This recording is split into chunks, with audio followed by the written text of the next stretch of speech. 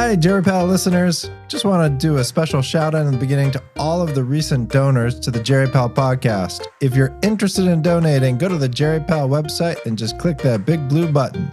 Special thank you to Margaret Leung, Huey Lin, Ken Longa, Susan McFadden, Carrie Rubenstein, Marissa Galicia Castillo, Cara Bischoff, Kate Mesrich, James Tulsky, Louise Aronson, Asher Edwards, Mark Apfel, Michael Bordowski, and Meg Walhagen. Thank you very much. And on with the show.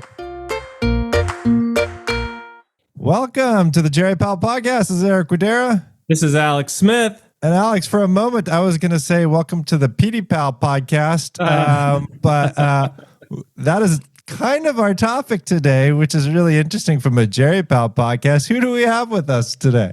We are delighted to welcome Abby Rosenberg, who's a pediatrician and researcher and chief of pediatric palliative care at Dana-Farber Cancer Institute and Boston Childrens. Welcome to the JerryPal podcast, Abby. Thank you. Happy to be here.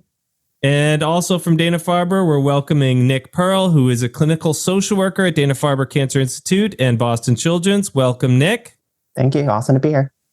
And we're welcoming Daniel Eison, who is a pediatric palliative care doc and is co-host of PediPal, a wonderful podcast our listeners should check out. And he's co-host with Sarah DeBa. Welcome to the JerryPal podcast, Daniel. Thanks so much. Really excited for the crossover episode. And lastly, Andrea Thach, who brought this issue to us, who is a palliative care doc at Sutter East Bay. Welcome to JerryPal, Andrea. Thrilled to be here with you all. So we're going to be talking about palliative care for young adults, adolescents and young adults. Like, why does it feel different? Does it feel different? And how should we think about the care? But before we do, Abby, I think you have a song request for Alex. I do. So I requested that Alex play for us Let It Grow, which is from the Lorax soundtrack. And at the risk of being too pediatric-y, I wanted to tell the story of why this is my song of choice. Can I? So really quickly, I study resilience. And as a pediatric oncologist in my early training, I was really trying to pivot and start studying psychosocial issues like resilience and palliative care specifically. And at the time, it was really, really hard for me to find mentors. I just had this experience where in the space I was in, very few people believed that this was even a legit thing to study, and certainly that it would make a difference for the patients we cared for. And so I applied for this Young Investigator Award from ASCO, the American Society of Clinical Oncology. And you could sort of watch all of the people around me being like, oh, she's definitely not going to get that. And one day I was sitting in a stats class and I got an email from ASCO saying that they had given me this award. And so I stepped out of the classroom because I was so overwhelmed, and I went and sat in my car, and I had young kids at the time. I turned on the radio and this song called Let It Grow from the Lorax soundtrack came on. And the song is all about how if you plant a seed inside the earth and nurture it and believe in the ultimate outcome, something good will come from your hard work and your faith. And so it just moved me in the moment. I started to cry. And my whole career now, whenever that song comes on, I just take a moment to pause and feel real gratitude for somebody at the time, ASCO, believing that this was legit. And so now here we are. It's great. So, and this is such a PediPal type of song. So here's a little bit of it. You don't know me, but my name's Cy. I'm just the O'Hare delivery guy. But it seems like trees might be worth a try. So I say let it grow. My name's Dan and my name's Rose. Our son Wesley kind of glows. And that's not so good, we suppose. So I say let it grow. Let it grow, let it grow. You can't reap what you don't sow. Plant a seed inside the earth. Just one way to know its worth. Let's celebrate the world's rebirth. We say let it grow. Yay, thanks, Alex. That was fantastic. Great story too, Abby. Let's jump into the topic. Andrea. So I just want to give our listeners how this topic came up, because it's a JerryPal podcast and we have a lot of pediatric folks on. I got an email from Andrea suggesting this topic of palliative care for young adults. Andrew, why'd you email us?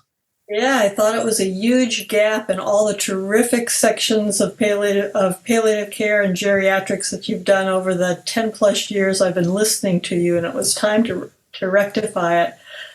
Aren't young adults so much harder than the geriatric patients we take care of? The issues seem to be so different, and the patients who stand out, in my mind, going way back before palliative care existed as a discipline, to now have been young people.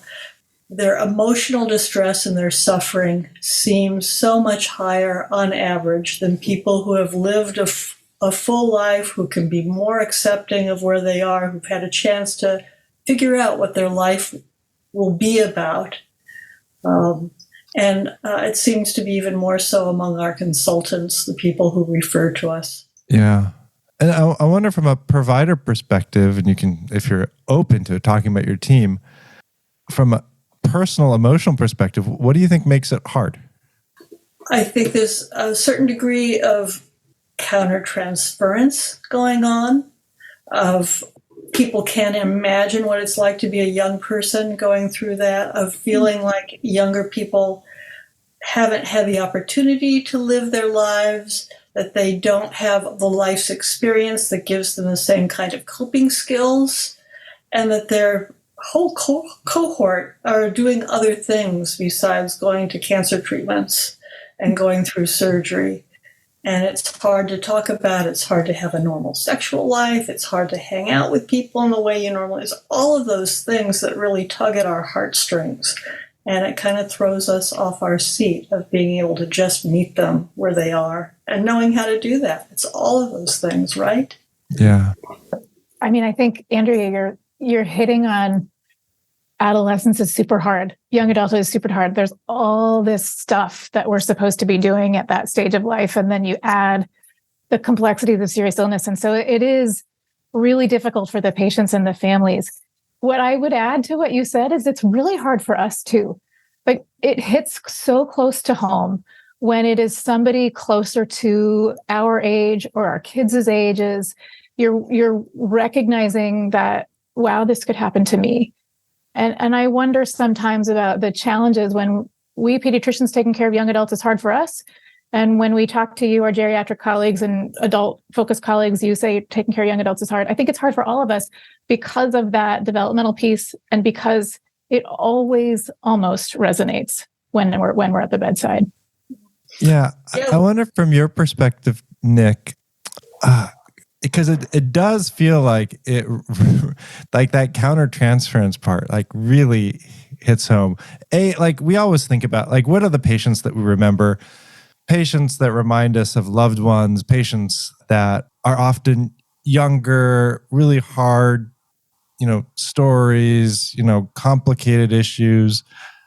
What do you think makes it harder from a countertransference perspective? Such a good question. I think that, as everyone is already starting to allude to, I think that there's this in-between space with adolescence and young adulthood that kind of falls between our two areas of pediatrics and adult provider work. And I think it's challenging for both sides in a lot of ways because none of us can really truly define what that period is supposed to look like.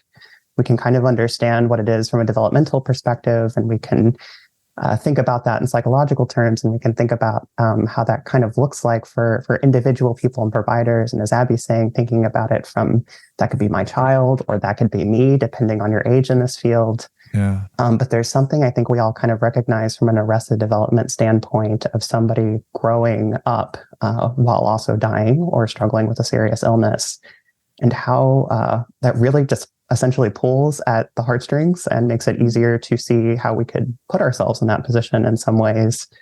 And I think something I always think about, and when we're talking to people who are learning or other clinicians around this, is this idea of, at what point in your life did you decide that you were an adult who could make autonomous decisions? And I think it's just a good thing to be able to reflect on a little bit, and why it alludes to how challenging this can kind of be, because I'm not sure when that is. And I'm not sure I'm done growing. And I'm not sure we ever really stop. And I'm not sure I could ever really do things alone. And so I think that really speaks to that and kind of pokes at that a little bit. so to speak. Yeah, and Daniel, does that play a role as far as, like, I have a 14-year-old son. He's learning to become more and more independent. He's becoming a lot more independent. And then if there's a serious illness, all of a sudden you're in this place where now you're struggling between this growing independence and also then this dependence that you may have. Thoughts on that? Yeah, for sure. I think it can't be overstated how much adolescence is really hard for a lot of those reasons. Like it sucks to be a teenager. And I think we all remember that, because everyone, I mean, all of us on this podcast and everyone who practices in palliative care, like we've all been teenagers. And so it is this thing that we've all gone through that we are then seeing someone else go through. And it's at the same time like this really unique form of suffering, right? To have to go to high school and do stuff like that. And at the same time, and concurrently, it's also this like very romanticized time of life in our culture and in our our view of things. And so it's very fraught.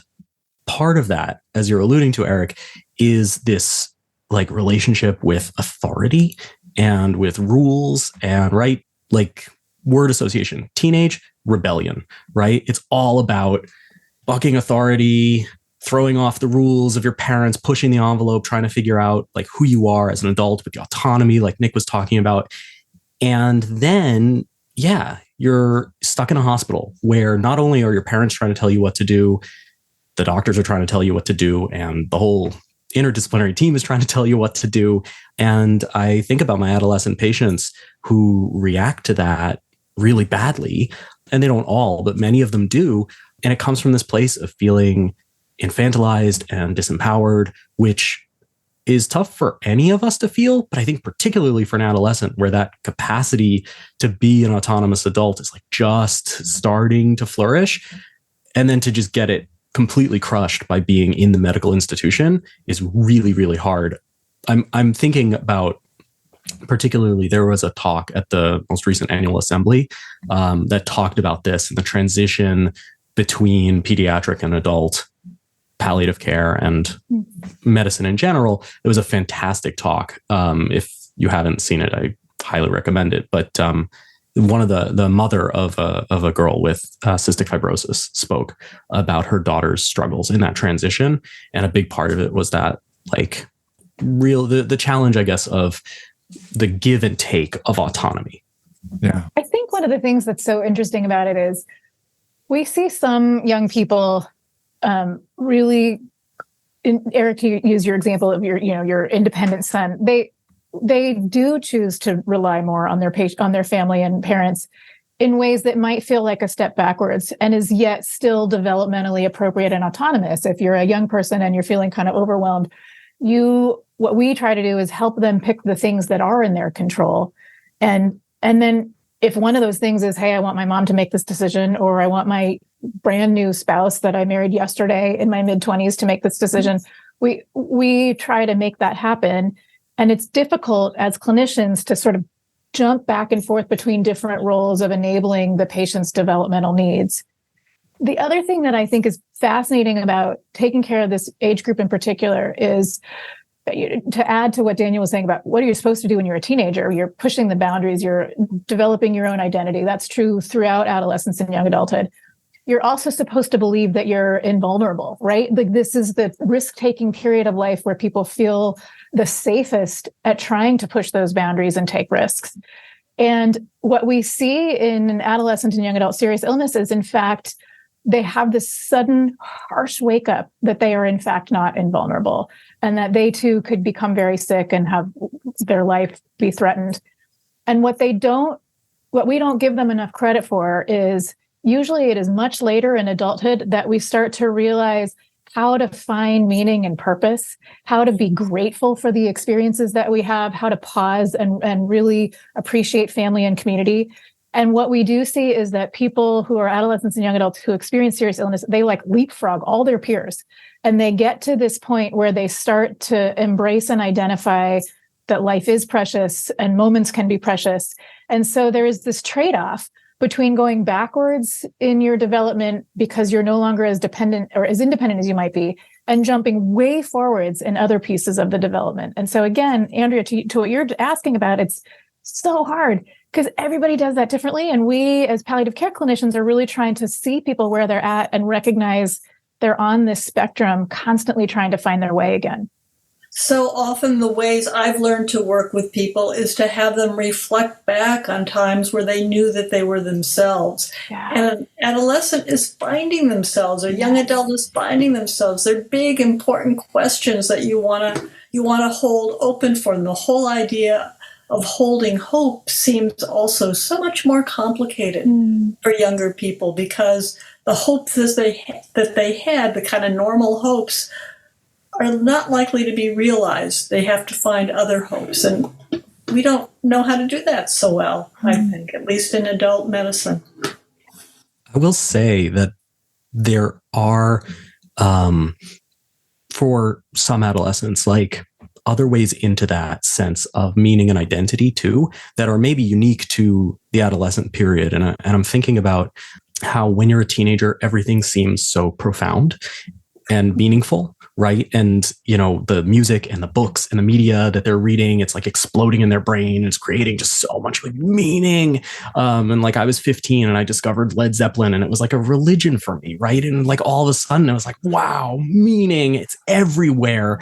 Deep. It's so deep, right? And I think about those consults Led Zeppelin religion. Yeah. Exactly, right. Yeah, I figured I wasn't the only one, but no, I did this initial consult with a teenager who has leukemia, and he gave me, as part of our initial conversation, he gave a 40-minute monologue about all of the music that he loved and the genres and subgenres and subgenres, and then what each of those meant to him at a different time of his diagnosis and treatment. And it was incredible. And it was this amazing like introspection and bearing of his soul that obviously not every adolescent can or will do, but he was engaging with some of those big questions of like meaning and life and death. And it definitely isn't in the same way that an adult or like an older person can do. But there is some capacity for that, like in the teenage years. And I think I often try to get at it through that avenue. That's brilliant. You're also reminding me one of the issues that I hear over and over again is the kind of fairness that there is. That people will say, it's just not fair that I have to do this. And they're, I think, talking about a lot of different levels where it's not fair. How do you grapple with that one? Well, it's not fair. I mean, I think we see this in all different stages of life and kind of working in this field, but I think it's particularly important when you're thinking about alignment to that point of everything being so elevated at this age and everything so bright or dramatic or poetic in different ways, is that, you know, you really have to lean into that a little bit and not be too afraid to swim in it for a while before kind of exploring the things that we might think are important in the room, and reminding ourselves a little bit about this idea. This really sucks. This really sucks. And I'm sorry that we're here. Tell me about the things that kind of feel important to know about you as part of this discussion. And I think I just have such respect for children and young adults who are approaching these things, because I think that they know that people are there to help support them. And they also know that this is really unfair. And unless you are able to balance both of those at the same time and kind of do that little dance that Abby's alluding to, I think it's incredibly necessary to make sure that you're not diminishing their experiences, just like it always is whenever you work, whether you're just teaching teenagers. It's like, this is very real. It's a real experience to them. It's how they experience the world. It is very elevated. And now we're throwing a very adult situation on top of it. And to not explore it with them feels, I think teenagers are smart and they pick up on that real quickly if you're not engaged in that area. So part of what I hear you saying in that is that I forget, because I don't have a 14-year-old around, that the intensity of emotion that's typical, the world is this close and on fire when you're an adolescent, that's brought, of course, to this situation.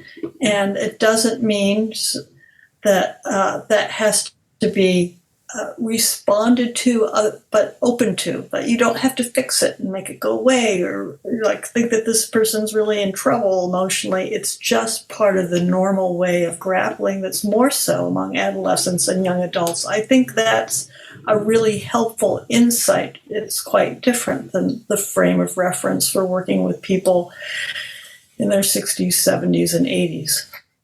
The other two things that I think are really different that I'll add to this are how people in adolescence and young adulthood, this is not unique to 14-year-olds, this is true for 24 and 34-year-olds as well, it is how folks in those age groups make decisions is inherently social relational. And the unfairness you're talking about, Andrea, is super important, because part of the unfairness is I haven't had my turn yet. I haven't been able to live the life that I want. And the reason that I'm mentioning the social relational piece is because I think then it manifests in their making different decisions than maybe a much older person would. And those decisions are not wrong or bad decisions. So if a young person is saying, I'm going to try my 10th round of chemotherapy, even though I physically am suffering, the reason I'm doing that is so that I can be around for my daughter or my spouse or my friends, that's okay. And when we hear teenagers saying, even I wouldn't choose this for myself, but my mom really wants me to. And then we at the bedside feel distressed about them not making the right decision. In fact, developmentally, that is an entirely appropriate decision, because what is most important to them is their friends or their mother's approval.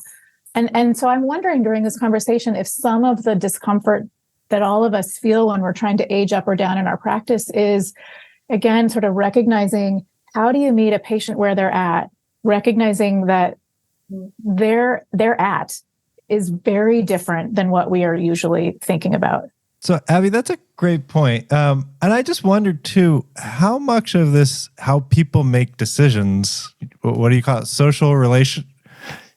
I think I said social relational, but that makes it sound fancy. Social relational. What does that mean? Mean it like, well, okay. It means the person, if you ask a teenager, like who is most important to them, they're not going to say their parents. They're going to say their friends. Like that, and that is good. If I met a 14-year-old who said my mom is the most important person in my world, I would be deeply worried about their overall well-being.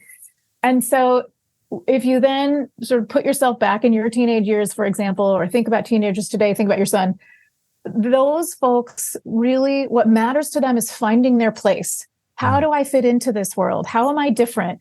And the push-pull that Daniel was talking about at the beginning, the sort of finding ourselves and figuring out who we are, why it's so hard, is because we really want to fit in, and yet we really don't. We really need to figure out who we are in the world. And that takes, your physical identity, your sexual identity, your vocational goals, all of those things happen between the ages of adolescence and young adulthood.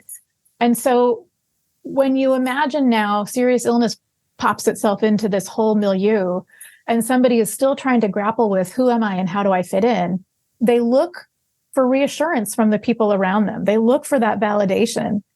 And I do wonder, as an aside, if it's that much harder now in this era of social media where people have even more input to try to figure out how they fit into the world. But I guess what I'm saying is how people in this age group make decisions, how they see what is right or wrong, how they choose to be remembered, is entirely around what other people will think of them, and much less about what do I personally want. Yeah. And that's hard as clinicians who are always patient focused when you have to expand the circle. Well, it is interesting because just throwing in some of the Jerry stuff too, is I also wonder how much of that is going on in older adults that we're just not asking about. Because for example, like we're dealing with this with several patients about they wouldn't want something, but they're doing it for their loved ones. And like if we're not diving into that and exploring how they're making decisions, we would just have this moral distress. Oh my God, they're like, they don't want this, but their family is like pushing for this. But if you have to dive into it, they want to do it because of their family. Yeah. part of what's a little different. I agree entirely, Eric. That came up as I was thinking about this too. The family dynamics are different, though, aren't they? They feel more complicated to me in adolescents and young adults because that differentiation process hasn't happened yet. Where people they're figuring out, I think, maybe this is my ageism, but figuring out how to make decisions, who they are and what's important to them. Whereas when I do have these conversations, and this comes up for my 60, 70, 80-year-olds, they seem to be coming from a more solid base, if you will. Not sure I've got that exactly right, but do you hear something in that? I think what I hear kind of in that piece a little bit is I do think while these are interesting questions, regardless of your age and kind of thinking about how you interact with your social world, and I do think there's a lot of opportunity to explore that more. I do think when you're talking about children who have grown up in a family and are currently developing, their sense of self is so, as Abby's pointing out, socially identified. It's also, they can't separate from their families in a lot of ways. Their sense of self is so intrinsically tied to their immediate family, the people who've raised them. They can't separate that. And I do think there is a lot of distress around that at some point. We can go to extremes of saying, we really need to know just what their goals are, or we really need to respect that they are children, and we can only listen to their parents. And I think we really have to be careful about thinking about those realms and how we have to kind of do this little bit of back and forth of understanding how much is informed with that, and that it's okay that some of their self-identity is so informed by the families in which they're raised, the culture in they're raised, and the people who not only give them support, but kind of really inform who they are. And so you have to really have a sense of that and respect for that and kind of honor that in a lot of ways in order to be able to build upon that for understanding the kind of work that we need to do in a room. Nick, that's such a crucial point. And I think it really bears mentioning that we are coming at this from the pediatric perspective, where we're seeing the patients kind of develop from zero autonomy, right? Like there's this spectrum you can imagine from, like, on one end is the newborn, and on the other end is like the unbefriended elderly person, right? And between there, like there's this transition from a newborn being like having no autonomy, right? Everything is the parents, everything is the family and their decision, right? And I know this is not the topic of this podcast episode, but like pediatric palliative care teams and pediatricians sometimes struggle with like the idea of how do new parents make decisions for their newborn, right? Because of those questions of autonomy. And then we go to the other end of the spectrum where like maybe there's someone who just isn't making decisions based on anyone else. And it's just all about like what they want and who they are, right? And adolescents and young adults are like right in the middle of that spectrum and somewhere. And we don't know where, right? And that's also, I think that was something that came up when I was listening to what you were saying, Nick, is that it's different for every adolescent. And it's like, I was thinking back to one of my favorite old Jerry Pal episodes, and it made me think about how adolescents are kind of like the tramadol patients.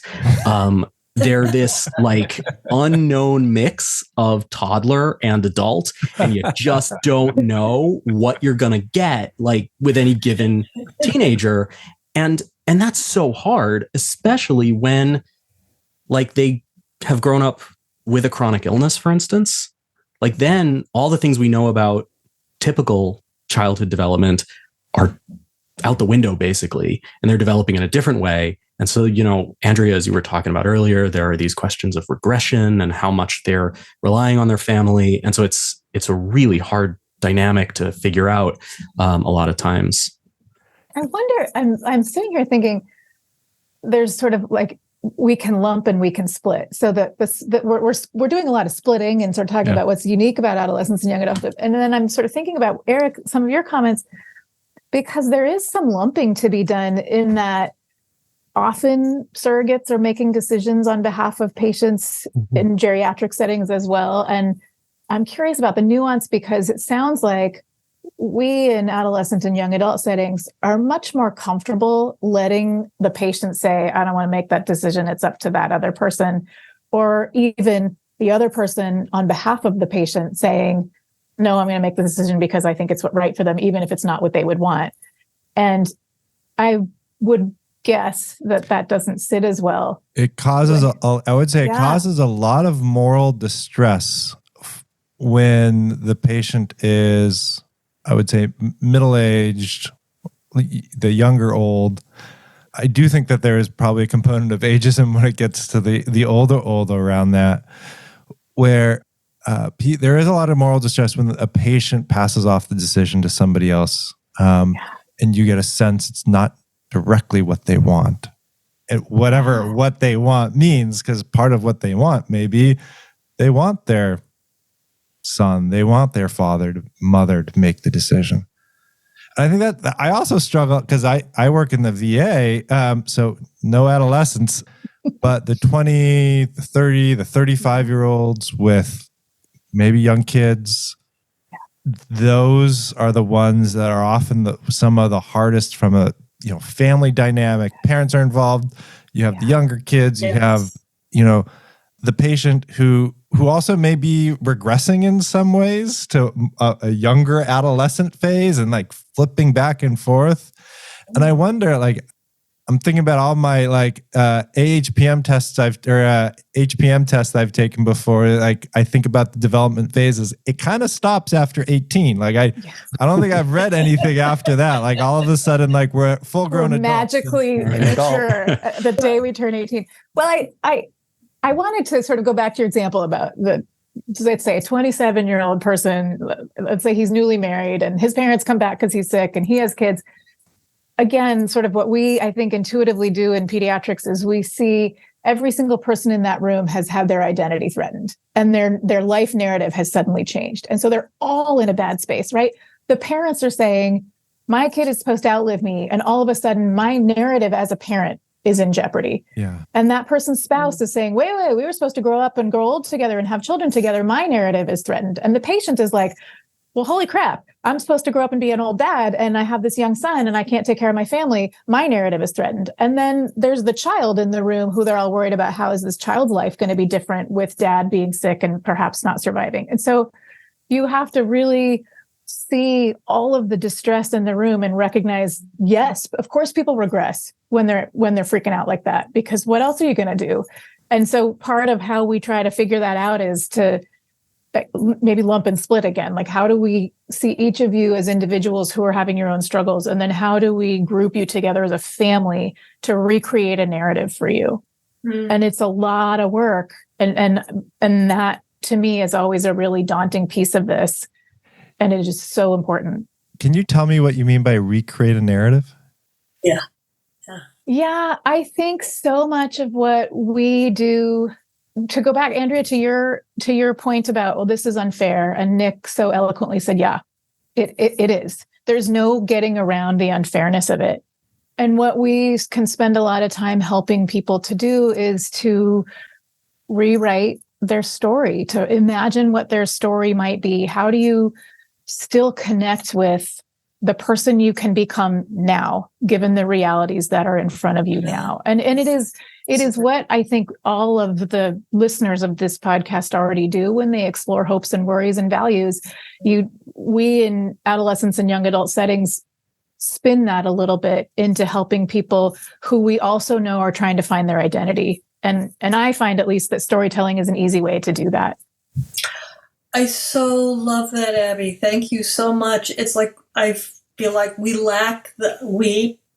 like people like me sometimes lack the imagination, because we have already an idea of what that narrative was supposed to have been, that we can't get to the place, that we can't see a place or a way to have people say, you right now, you are who you are with all your life experiences, all of you here. What could this be now? Right. Yeah. It's an important part of like this family systems narrative piece a bit, is that I think, to your much earlier point about not trying to fix these situations. I think it's really important to talk about them as reframing, or like helping to find a narrative within a path that already exists. Because you can't really change a family. You can't really change the system. And that system has been supportive and has gotten to be the way it is for lots of reasons, even if it isn't always super functional. And the idea around a lot of that is, how are we going to preserve elements of that? How are we going to reshape around that and help kind of build that narrative out a little bit more, to the point that Abby is saying? And how are you still a parent? How are you still protecting your 24-year-old in the way that you always have, while also learning, like any parent would, parenting a 24-year-old, how to help them grow while also being really sick? And I think just naming that with people and actually talking about this really unique experience that they're in can help them find that path a little bit, so that we're not deconstructing everything that they have built, but helping to find ways to handle the challenges and kind of return to some sort of homeostasis that's helpful to them. Yeah. Daniel, what are your thoughts? Well, I agree with everything. It's really like, both Abby and Nick, I mean, you're talking about things in such a like really eloquent way. And it's making me think about some of the tension that there is when we take care of these adolescent and young adult patients, about who do we talk to in the room. And when you walk in and like, there's your, say, 20-year-old patient and their parent, and like from a pediatric perspective, again, and I'll bring this back to like the other parts of our pediatric practice, it's very parent-centric, family-centric. A lot of times we are just, we'll take the parents out of the room and talk to them individually, because, you're not going to talk to a 2-year-old child necessarily about the same things you're going to talk to their parents about.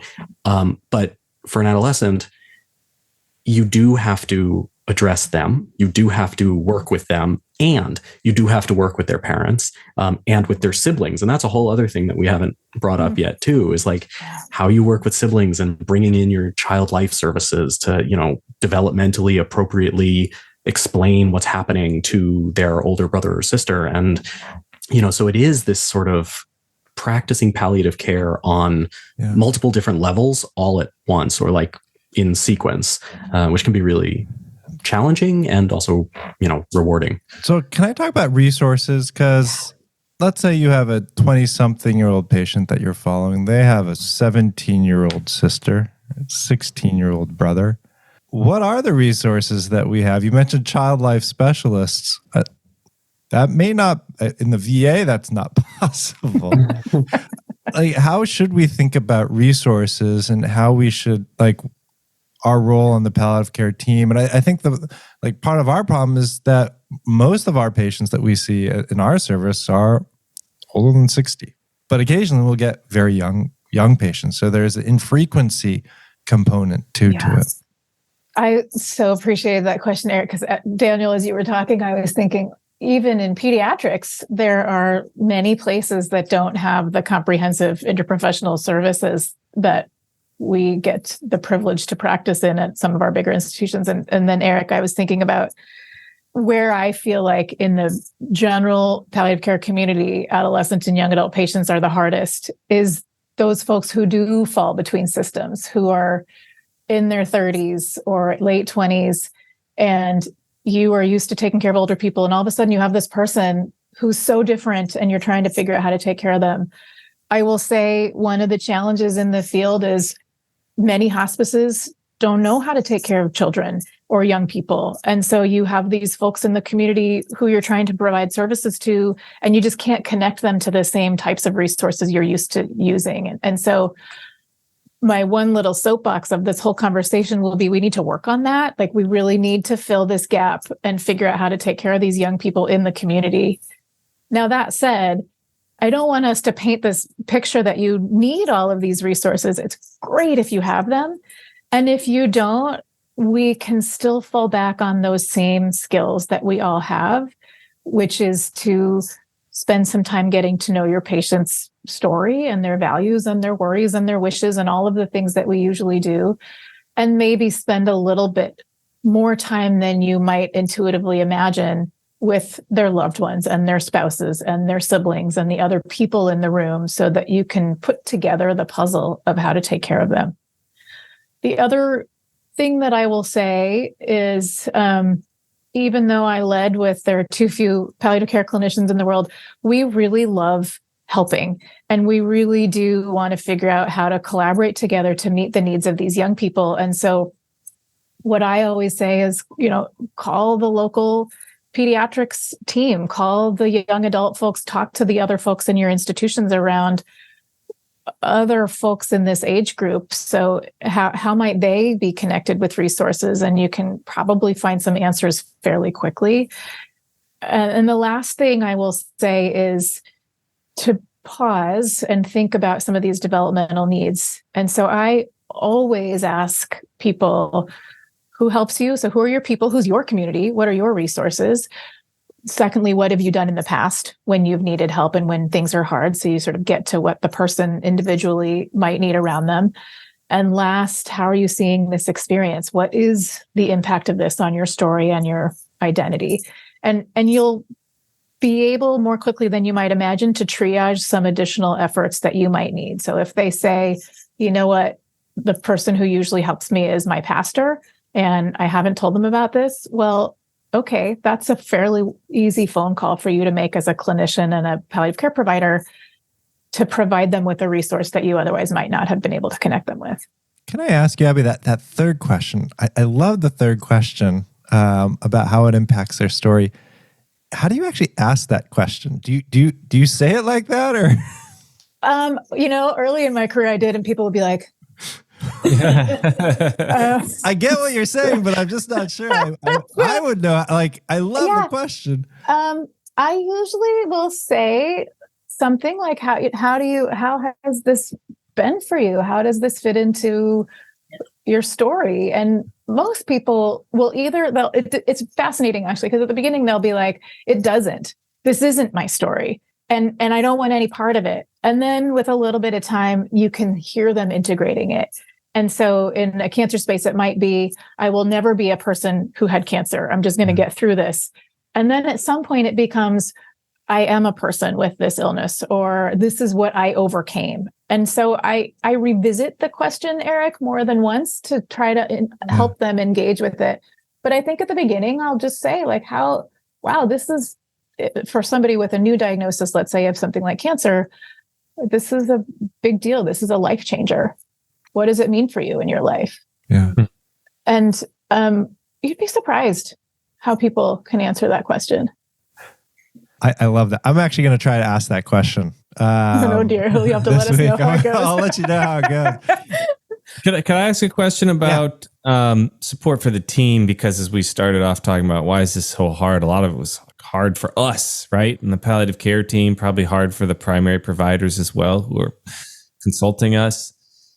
What are the strategies you use to help the teams who are caring for these adolescents and young adults? I remember when I was a palliative care fellow at Dana-Farber and Brigham, the adolescents were some of the hardest patients to care for. And we would, as fellows, we'd rotate who took care of them rather than like, this is the same fellow the whole time throughout their whole note, because it was so hard for any one fellow to manage. Any thoughts, tips, suggestions, questions to ask, ways to debrief? I mean, some of this is like what we do all the time with hard cases, but anything in particular around adolescents and young adults? I think it's helpful to think about, even if you're coming from a place with limited resources, is this idea that I don't think palliative care is supposed to be a solo sport. And this idea of these kind of gut checks about why does this feel so hard?